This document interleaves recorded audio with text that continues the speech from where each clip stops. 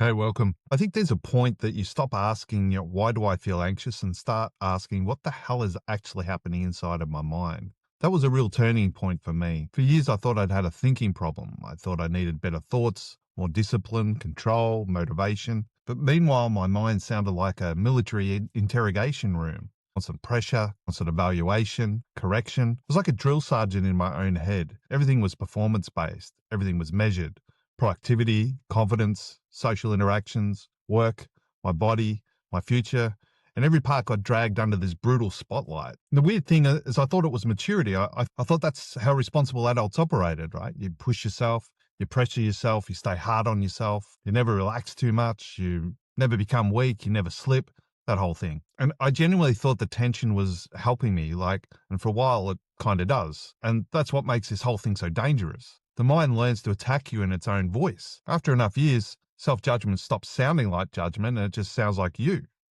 That's the trap. You don't hear you're operating from a perfectionistic belief system tied to conditional self-worth. You hear, I should be further ahead by now. You don't hear that you have an approval addiction tied to the fear of rejection. You hear, they probably think I'm weird. And you don't hear you catastrophize uncertainty because your mind links mistakes with emotional danger.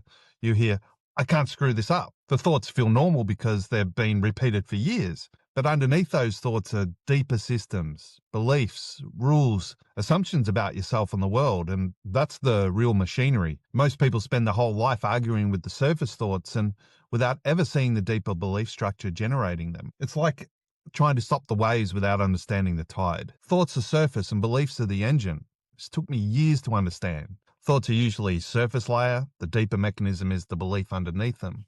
Imagine listening to speak. You hear the words, but underneath the words is also tone, emotion, rhythm, tension, insecurity, values, fear. Like there's an entire psychological soundtrack underneath the language. If you've ever seen, like the music editors, the top beats, and the mind works in the same way. The emotional system is firing somewhere deeper than the conscious reasoning. Your body reacts first, the thoughts arrive second.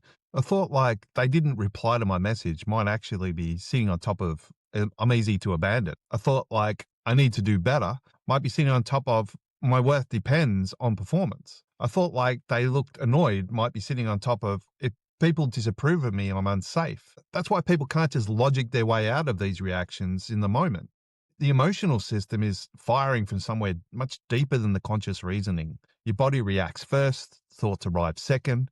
That's why criticism can feel existential to some people. Someone says one slightly disappointed thing and suddenly it feels like your entire identity is under attack. Rationally, you know it's small, but emotionally, your nervous system is acting like an exile from the tribe is about to occur. That reaction isn't random, it's attached to beliefs. I want to talk about cognitive distortions that bend reality. This is where David Burns changed my life. Like he operationalized this stuff. He showed that people can systematically distort reality when emotionally activated. Because the mind under threat starts warping information. You begin filtering reality through self-defeating beliefs. It's what cognitive distortions are. Mental distortions that feel true while they're happening. A person makes one mistake and suddenly thinks, I always screw things up. It's an overgeneralization. Someone gets mild criticism and thinks, they must think I'm incompetent. Mind reading. A person struggles emotionally for a month and thinks, I'm broken. Someone feels anxious socially and concludes, I shouldn't feel this way. Emotional reasoning. And these distortions are incredibly convincing in the moment because your body is participating in the story and your nervous system is adding additional certainty to distorted thinking. That's why you can't simply yell positive affirmations over the top of it. The deeper system still believes that something dangerous is happening. And underneath those distortions are usually self-defeating beliefs. Beliefs like, my worth depends on achievement, or I need approval to feel okay. Strong people don't struggle emotionally. Mistakes mean failure. If I relax, I'll become useless. People really saw the real me, they wouldn't want me. These beliefs quietly shape perception itself. Like you stop seeing reality clearly because everything starts to get filtered through the hidden assumptions. For the Matrix fans out there, it's already running. Honestly, the best analogy I have for this is the Matrix. Like you've been living inside a dream world. That moment where Morpheus offers Neo, all I'm offering is the truth. That's what this feels like for me. It's like, I thought I was seeing reality clearly. I wasn't. I was seeing reality through a nervous system organized around fear, performance, approval, self-protection. And because the system had been there since I was young, I mistook it for personality. I thought, well, this is just who I am. No, It was conditioning. It was beliefs. It was years of internal pressure becoming normalized. When I was younger, some of this actually helped me function. Like the pressure made me productive. Hypervigilance made me prepared. Being hard on myself made me conscientious. But eventually you hit an age where you stop and think, what the fuck am I doing? You realize that you're building an entire world around tension. You realize you don't know how to rest without guilt. You don't know how to fail without self-attack. And you don't know how to receive criticism without your nervous system acting like you're about to psychologically die. You realize you've spent years trying to manage yourself into worthiness, and that's exhausting. I pushed huge parts of myself into the basement. I think a lot of people do this without even realizing it. You learn certain emotions or traits are dangerous, embarrassing, weak, selfish, needy, soft, emotionally lazy, or whatever it is. So you start pushing those parts of yourself underground into the basement. You create identity around competence, control, discipline, achievement, stoicism, intelligence, being good, being acceptable.